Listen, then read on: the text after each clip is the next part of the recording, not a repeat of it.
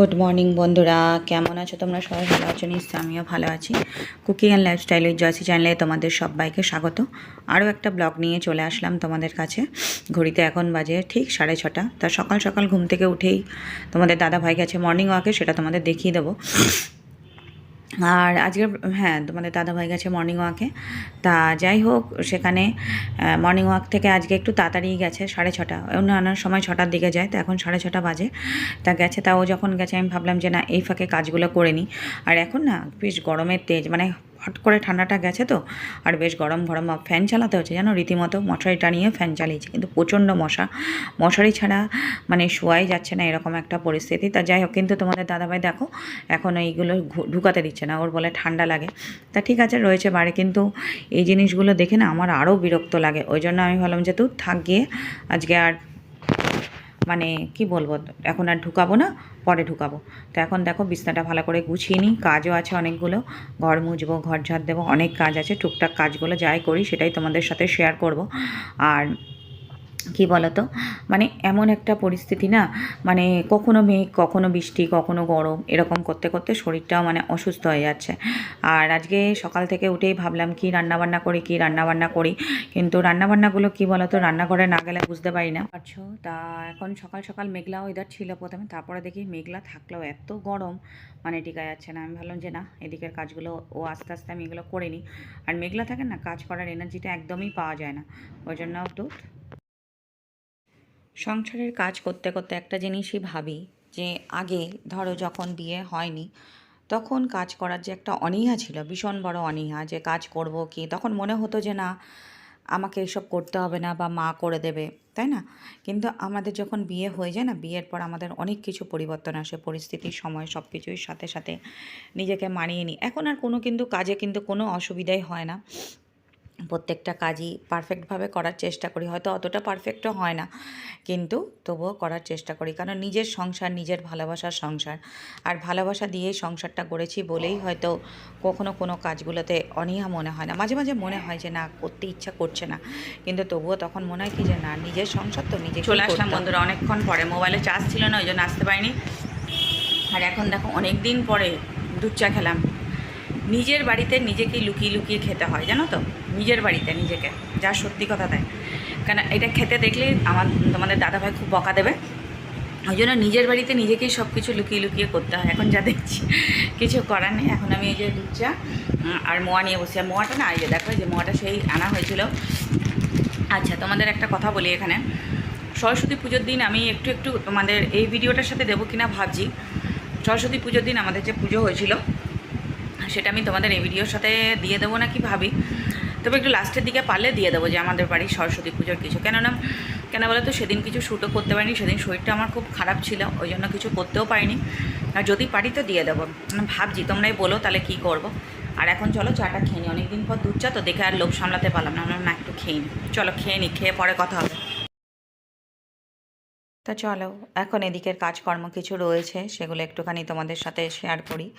প্রত্যেক দিনের যা ডেইলি রুটিনের যে কাজগুলো তোমাদের না দেখালেই নয়, হয়তো এই কাজগুলো দেখতে দেখতে তোমরাও হয়তো বলে যাও, কিন্তু এই কাজগুলোই হচ্ছে আমাদের একজন গৃহবধূর প্রত্যেক দিনের কিন্তু রুটিনের কাজ, তাই না? এর বাইরে কিন্তু আমাদের কোনো জগৎ থাকতেই পারে না, থাকা উচিতও না আমার মনে হয়। কেন, তুমি একটা সংসারে এসছো, সেই সংসারের প্রত্যেকটা কাজ, আর আমি মনে করি কি বলতো, এই কাজগুলো কিন্তু কোনো মানে আলাদা করে কোনো কিছু করার মতো না।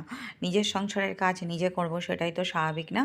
তা যাই হোক, এখন আমি যে কটা বাসন ছিল সে কটা বাসনগুলো ধুয়ে নিচ্ছি। আর রান্নাবান্না আজকে সেরকম কিছু করিও নি, আর তোমাদের সাথে শেয়ার করলে একবারে রাতের দিকে দেখাবো তোমাদের সাথে। তা চলো, এদিকে আমার হয়ে গেছে। তা স্নান টান কিন্তু এখনও কিছু হয়নি, তা যাই হোক, স্নানটা পরেই করব।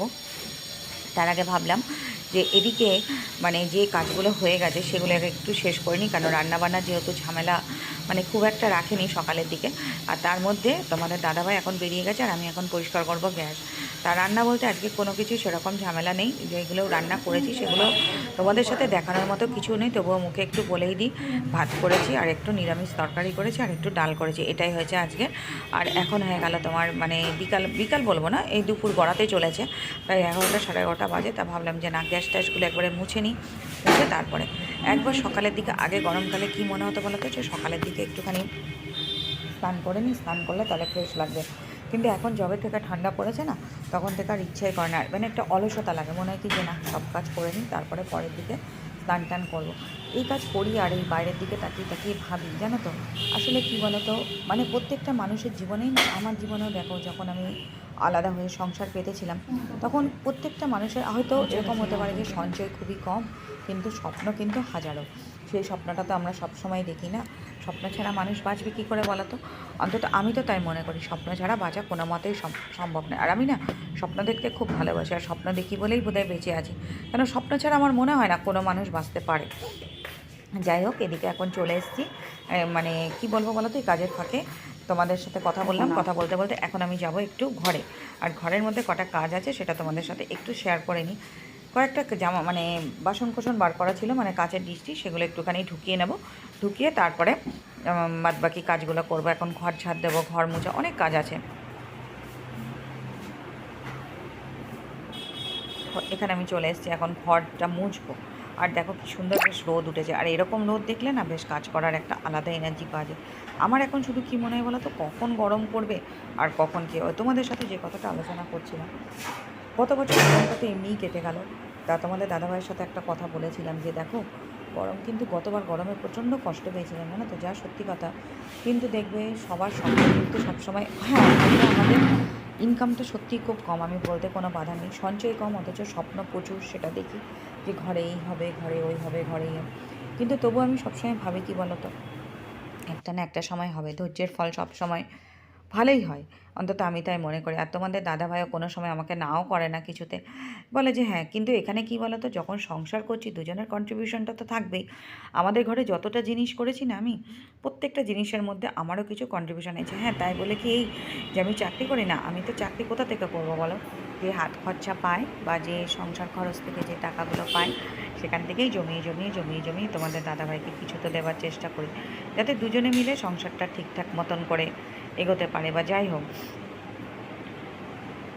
তা প্রত্যেকটা ঘরগুলো মুছে নিচ্ছি, প্রত্যেকটা ঘরগুলো। আর না, ঘর মোছাটা কী বলো তো, এখন আমার ফিনাইলটা নেই, তাই জন্য তোমাদের দাদাভাইকে বলতে হবে ফিনাইলটা আনার জন্য। তা ফিনাইল ছাড়া না ঘর মুছতে ভালো লাগে না, বেশ একটু মানে সুন্দর গন্ধ বেরোয়। আর আমার না যে কোনো জিনিস দেখবে, কোনো একটা কিছুতে মানে ঘরে একটা সুগন্ধি স্মেল থাকবে, এটার একটা আলাদা, আমার খুব ভালো লাগে এইভাবে ঘর মুছতে। তা এখন আমি ঘরটা মুছে তারপর যাব স্নানে। তা স্নানে করার আগে তোমাদের দাদাভাই তো বেরিয়ে গেছে, তাই জন্য ঘরের সব কাজগুলো করে তারপরে, আগে কিন্তু এই জিনিসটা হতো না, আগে সকাল সকালই স্নান করতাম, এখন হয়তো গরম পড়লে আবার করতে হবে, যেহেতু এখন জলের সমস্যাটা কম আছে। কিন্তু কিছু করার নেই, এইভাবেই করছি। আর ঘরে এখন ফ্যান চালাতে হচ্ছে, জানো তো। তারপরে সেটাই তোমাদের দাদাভাইয়ের সাথে আমি বললাম দেখো এবার কিন্তু হয়তো এসিটা আমাদের কিনতে হতে পারে। তোমাদের দাদাভাই সবসময় বলে দেখছি দেখছি কতটা কী করেছে, আমি বুঝতে পারি ওর কষ্টটা, কিন্তু দেখবে প্রত্যেকটা মানুষের না একটা ইচ্ছা থাকে, একটা স্বপ্ন থাকে যে না আমার ঘরেও এই জিনিসটা হবে, বা আমার ঘরেও। সেদিন আমি তোমাদের একটা ভিডিওতে বলেছি যে আমি সবসময় চেষ্টা করি যে তার পাশে দাঁড়ানোর, কেন সংসারটা যখন দুজনে মিলে করছি তাহলে দুজনের কন্ট্রিবিউশন থাকাটা তো খুব দরকার। এরকম না যে ওর একার পক্ষে তো সম্ভব না, তাই না? আর তোমরা তো দেখেছো, তোমাদের কাছে কোনো কিছুই আমি লুকাই না, যতটা পারি আমি তোমাদের সাথে সবসময় সব কিছু শেয়ার করার চেষ্টা করি। আর তোমাদের কাছে শেয়ার করলে আমার বেশ ভালোই লাগে, জানো তো। হয়ে গেল এদিকে, এখন আমার স্নান টানও হয়ে গেছে। স্নান করার পরে দেখো আমি আবার কী নিয়ে বসেছি, তোমরা দেখতেই পাচ্ছ, নাইটি চেঞ্জ করে নিয়েছি। আর এখন আমি হয়ে গেছে, এখন কি বলো তো, সেই দুপুরবেলার পরে কিন্তু আমি আর আসতে পারিনি, তখন অনেকগুলো কাজ ছিল, আর কিছু কাচাকুচিও করেছি। আসলে কি বলো তো, মোবাইলে চার্জটাও থাকে না ঠিকঠাক মতন, আর এখন গরম পড়ছে না, আমাদের এখানে কারেন্টের খুব সমস্যা হবে, তাই জন্য যতটা পারছি ততটা তোমাদের সাথে শেয়ার করি। এখন এগুলো গুছানো হয়ে গেছে, আর ওদিকে পাম্প চালিয়ে আমি এই কাজগুলো করে নিই বিকালবেলার দিকে, যাতে কাজের কোনো হেডেক না থাকে পরের দিকে। মানে আমার একটা রুটিনের মধ্যে থেকে আমি এই কাজগুলো সবসময় করার চেষ্টা করি। যখন আমরা আলাদা হয়েছিলাম তখন না সংসারে, যখন আমি বিয়ের আগেও দেখবে নিজের সংসার যখনই হয় না, তখনই কিন্তু এই অধিকার বোধটা আমাদের জন্মে যায় যে না, যে ভালোবাসার থেকেই তো আমরা কাজগুলো করি না, যে না এই কাজগুলো করব। কেউ কিছু বললেও তখন আমাদের কোনো কিছুতে বন্ধুরা খাওয়া দাওয়া, তোমাদের দাদাভাই আজকে বাড়িতে ছিল, ওই জন্য তাড়াতাড়ি করে। আর বাড়িতে থাকলে এরকম অবস্থা, জানো তো, মানে আমি মানে কীরকম হয় বলো তো, বাড়ি থাকলেই মানে যেই 9টা 9:30 মানে খুব তাড়াহুড়ো করবে যে আমাকে খেতে দিয়ে দাও, আমাকে খেতে দিয়ে দাও, এরকম করবে বাড়ি থাকলে। আর যখন দোকানে থাকে তখন অতটা সমস্যা হয় না, বলবে এই যে রান্না হয়েছে এরকম বাড়ি থাকলেই এরকম প্রবলেম হয়। তা যাই হোক, খাওয়া দাওয়া হয়ে গেছে, তা তাড়াতাড়ি একদিকে খাওয়া দাওয়া হয়ে গেলে কি কাজকর্মগুলো হয়ে যায় সব কিছু। তা এখন ওই যে বিছনা টিছনা করবো, করে টোরে তারপর সব। আর কি গরম গো, ওই দেখো ফ্যান চালিয়েছি, দেখতে পাচ্ছ, এই যে দেখো ফ্যান চলছে, পুরো দমে গরম পড়েছে। তা পাবদা মাছটা সেই আনা হয়েছিল তোমার, তার শুক্রবার আনা হয়েছিল, তা আজকে সেটা খাওয়া দাওয়া হলো। পাবদা মাছটা না আমি শস্য দিয়ে করতে খুব ইচ্ছা করে, কিন্তু কি বলতো, মানে তোমাদের দাদা ভাইয়ের মানে ও খেতে চায়, কিন্তু ছেলে তো খায় না।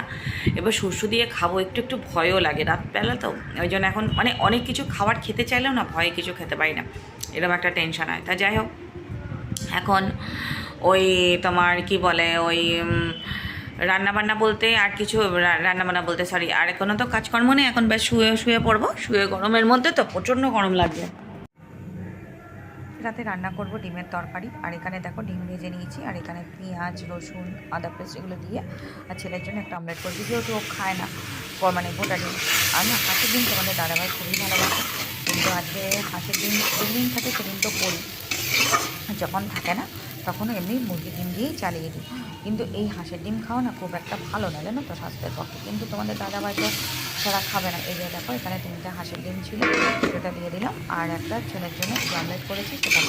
ডিমের তরকারিটা না একটু কষা কষা হলে খেতে ভীষণই টেস্ট লাগে, আর এখন তো নতুন আলুর টেস্টটা খুবই ভালো লাগে, জানো তো। তা চলো, আজকের ভিডিওটা তোমাদের কতটা কী দেখাতে পারবো জানি না, তবে মনে হচ্ছে এখানেই শেষ করতে হবে, জানো তো। তা চলো, এটা হচ্ছে আজকে এখানেই শেষ করলাম। এই দেখো গুড মর্নিং, পরের দিন সকালবেলা, আর তোমাদের দাদাভাই দেখো মর্নিং ওয়াক করে চলে এসছে। তা ভাবলাম তোমাদের সাথে একটু শেয়ার করি। আর প্রত্যেক দিন যে রুটিনটাও ফলো করে, এটা হচ্ছে নিচের পোর্শন আমাদের একদম বারান্দা থেকে নিচটা, যেটা হচ্ছে বড় যাদের জায়গাটা, প্রত্যেক দিন তুলসী পাতা আনে, আর তুলসী পাতা এখানে খায়, মানে আমাকেও দেয়, ও খায়।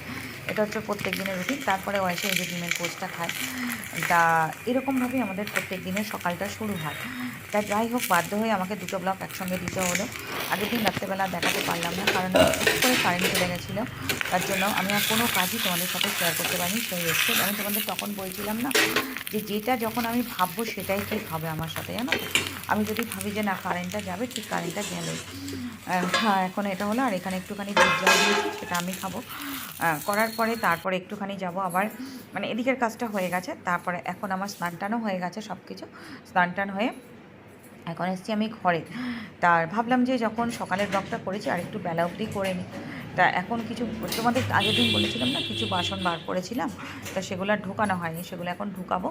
ঢুকিয়ে তারপরে এই হচ্ছে আমার প্রত্যেক দিনে, জানো তো, খুটখাট করে কাজ আমার বাড়তেই থাকে। কাজের মানে অচিলায় যে বসে থাকবো শুয়ে থাকবো, সেটা আমার ভালোই লাগে না একদম।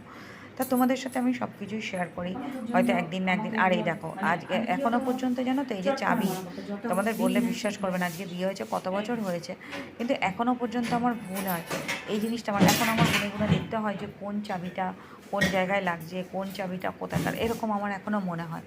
এই জিনিসটা মানে বিয়ে হয়ে গেছে আজকে 21 বছর হতে চললো, 21 বছর পরেও এই জিনিসটা এখনও আমার ভুল হয়। এই যে কাঁচের বাটিগুলো বার করেছিলাম, তা কাঁচের বাটিগুলো এখন ঢুকিয়ে দেবো।